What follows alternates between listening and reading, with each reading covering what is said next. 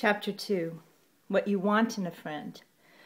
So I tended to love Brian before I'd ever even met him, which was a good thing too, because the first time he and Alice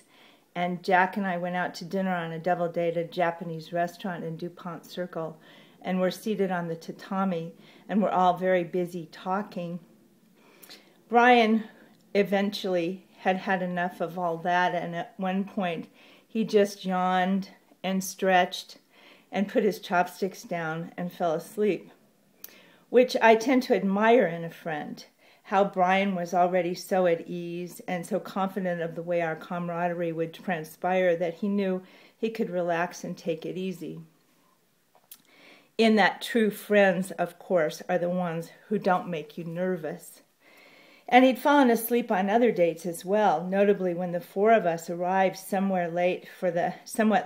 8 o'clock showing of Kinsey at the Uptown, and so were forced to sit so far down in front in the first or second row,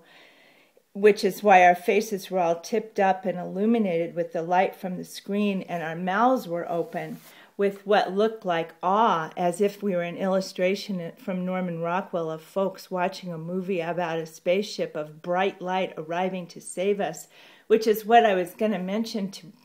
Brian when I leaned over to speak to him, except then I noticed that his head was tipped back and his mouth was agape because he was fast asleep,